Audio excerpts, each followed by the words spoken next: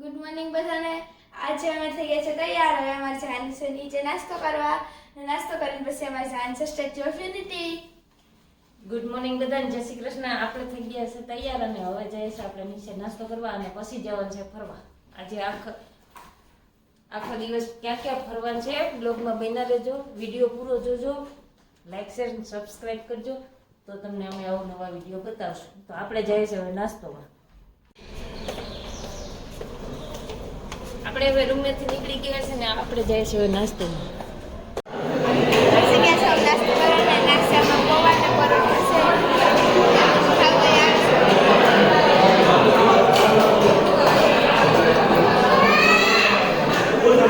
ચાલો હવે આપણે નાસ્તો કરી લઈએ.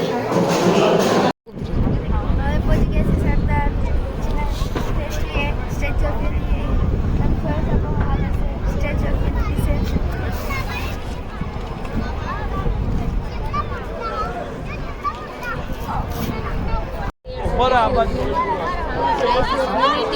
આપણે અંદર જાવું અને જેટલું શક્ય હશે એટલું દેખાડવાનો પ્રયત્ન કરશું. તો બ્લોગમાં બન્યા રહેજો.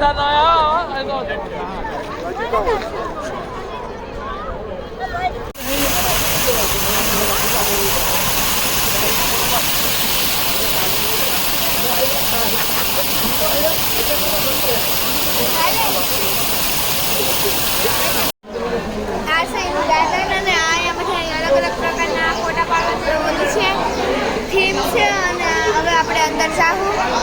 અંદર તો બનાવી છે પણ બરાબર જોઈ લઈએ.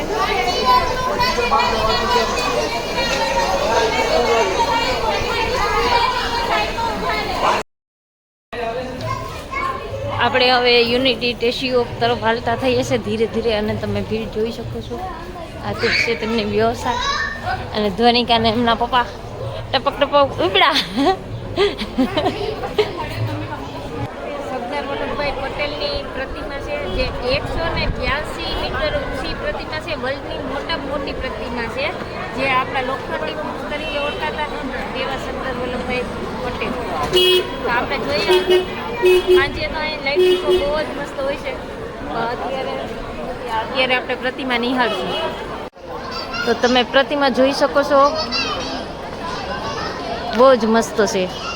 નર્મદા નદી છે ને આ સ્ટેચ્યુ ઓફ યુનિટીની બાજુમાં છે. આ કેવડિયામાં સ્થિત છે. તમે જોઈ શકો છો.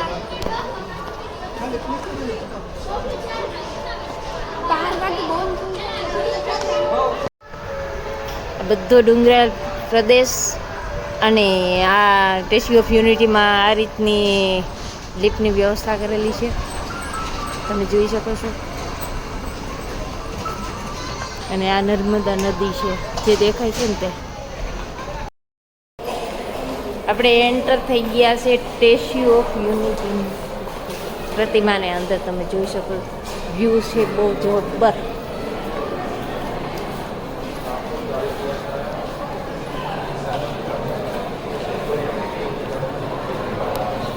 પછી સ્ટેચ્યુ ઓફ યુનિટીની પ્રતિમા જે અંદરના સાઈડ આવેલી છે.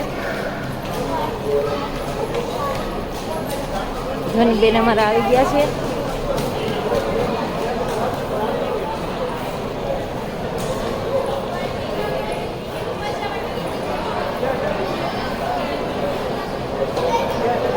સ્ટેચ્યુ ઓફ યુનિટીની પ્રતિમાનો જે અંદરનો પાર્ટ છે ને તે લોકોને કહેવાય પાર્ટીને કહેવાય. તમારે વાત કરે અમને.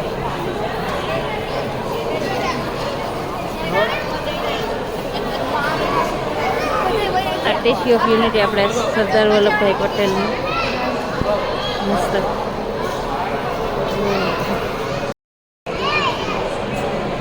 ટાઈમ થોડો ઘટે છે એટલે સ્પીડમાં બતાવી જાઉં છું. તમે જોઈ શકો છો આ છે આપણે સ્ટેચ્યુ ઓફ યુનિટી જે અંદરનું મ્યુઝિયમ કહેવાય તે મ્યુઝિયમ. આ છે ઉપરનું વ્યૂ છે. ખટકું હોય તો જિંદા બચે જ નહીં.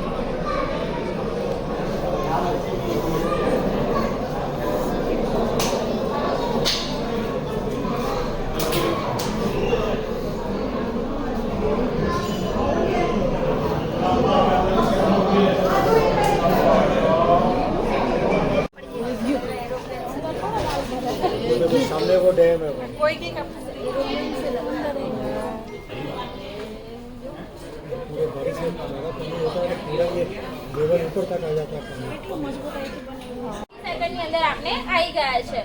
સરદાર વલ્લભભાઈ પટેલનું સ્ટેચ્યુ કેમ બનાવ્યું ને આ જગ્યાએ કેમ ફાઇનલાઇઝ કરેલી છે? આપણે 365 રજવાડાઓને એક કરીને ભારતનું નિર્માણ ફક્ત વલ્લભભાઈ પટેલે જ કર્યું છે. એટલે એકતાના પ્રતીક રૂપે સરદાર વલ્લભભાઈ પટેલનું આપણે સ્ટેચ્યુ ઓફ યુનિટી બનાવેલું છે. સામે આપણે દેખશો તો ડેમ, જે સરદાર વલ્લભભાઈ પટેલનું ડ્રીમ પ્રોજેક્ટ હતું. આપણે નર્મદા વાંધામાંથી જેટલું બી પાણી આવે છે વેસ્ટેજ થઈને સમુદ્રમાં વહી જાય છે, તો કેમ નહીં એને બાંધ બાંધીને પાણીને સ્ટોરેજ કરીને ત્યાં એક પાણીને આપણે પીવા માટે અને ખેતી માટે ઉપયોગ કરીએ. તો આજે બાંધ બંધાઈ ગયો છે. 1950 એમનું દેખાણ થઈ ગયું, પણ આજે એમનું સપનું પૂરું થઈ ગયું છે. આપણે એમનો ફેસ દેખશું તો ડેમ સાઈડનો છે, તો એ એમનું સપનું જોઈ શકે છે અને એમના હૃદયમાં ઊભા રહીને આપણે પણ અહીંયા એમનું સપના દેખીએ છીએ. અહીંયાથી તમને ડેમ, જમણી બાજુ જેટલી બી પર્વતમાળા છે સતપુડા માઉન્ટેન, ડાબી બાજુ છે વિંધ્યાચલ, વચ્ચેમાં નર્મદા માતા અને ડેમની પાછળ બેક સરોવર છે જે રિઝર્વ વોટર છે એ પણ દેખાશે.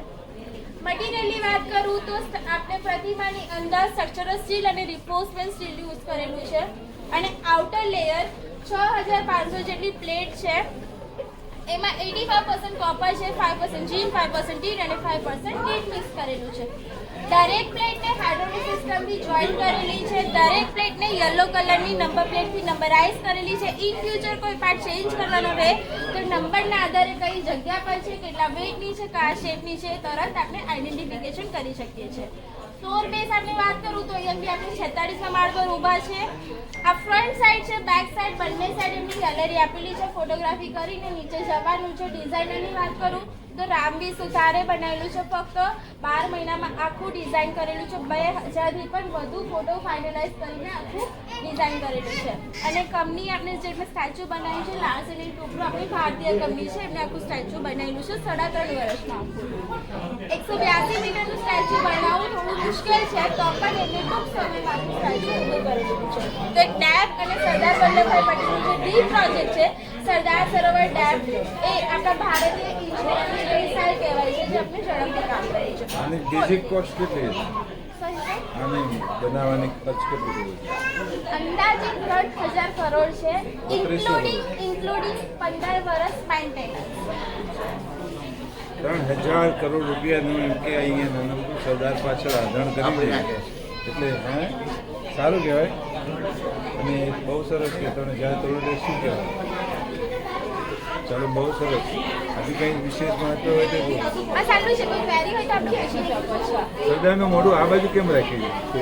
એક ડેમ ટેકનિકલી બેઝ બી છે કે આપણે હવા એકદમ સીધી નામે પસાર થઈ શકે, એટલે થોડી ક્રોસમાં પ્રતિમા રાખી છે. પાછળ રોડ સાઈડથી આવશે તો પ્રતિમા પાછળથી સીધી દેખાશે તમને, અને આ સાઈડથી થોડી ક્રોસમાં છે. ટેકનિકલી બેઝ પણ છે અને પ્લસ એમનું dream project Sardar Sarovar dam છે એ પણ જોઈ શકે છે, એટલે એમનું એ સાઈડ કોઈને અહીંથી આમ ફોટો ઊભો રાખીને પાડી દેવો અને આપણે ઊભા છે તેને સાદું બેટ કહેવાય છે. 20,000 સ્ક્વેર ફૂટને કટ કરીને આખું સ્ટેચ્યુ બનાવ્યું છે, પર્વત કરીને કરેલું છે.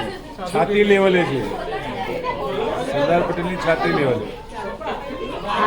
ફોટો લઈ લો પછી ફોટો લઈ લો, આ બાજુ નહીં તો પાછળની ગેલેરી લઈ લો. હા, અને મટીરિયલ બી લઈ શકો છો. કોઈ બી સ્ટેચ્યુમાં ઇનર મટીરિયલ શું યુઝ કર્યું છે ક્યાંય કયા સ્ટેચ્યુમાં નહીં દેખાય, બટ ફર્સ્ટ એવું પર્યટકો માટે ઓપન રાખેલું છે.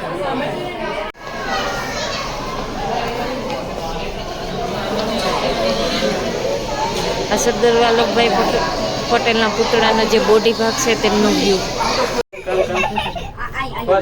એને ઉચકી લો.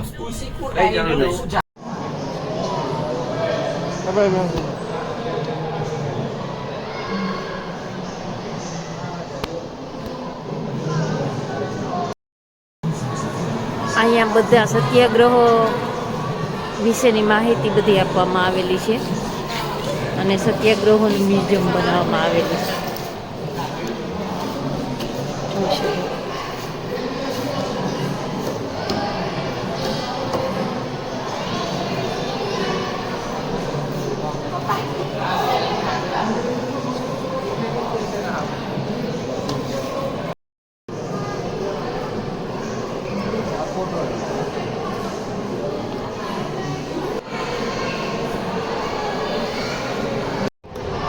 મંત્રી સાહેબને કયો તને ખબર હશે પૂછાવી લે.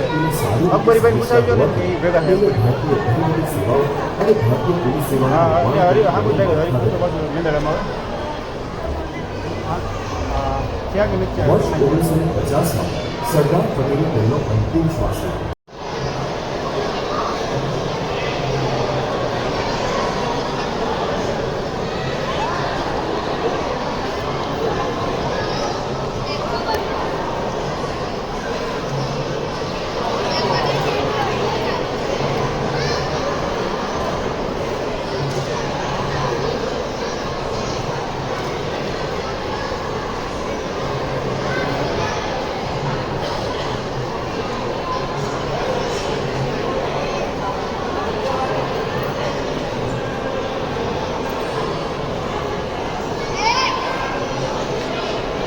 આ જે મ્યુઝિયમની તમે કહો છો અને આ જે ઓરિજિનલ લાઈન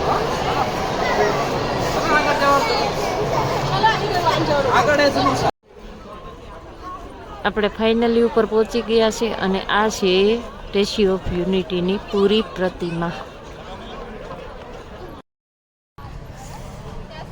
આપણે ઉપર આવી ગયા છે અને આ છે જે દેખાય છે તે નર્મદા નદી છે અને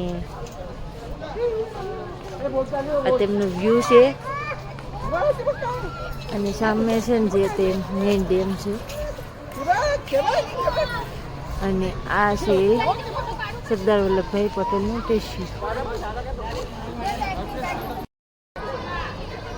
સ્ટેચ્યુ ઓફ યુનિટીની એક્ઝેક્ટ સામે નર્મદા નદીનો ડેમ આવેલો છે, જે મેઇન ડેમ છે ને તે.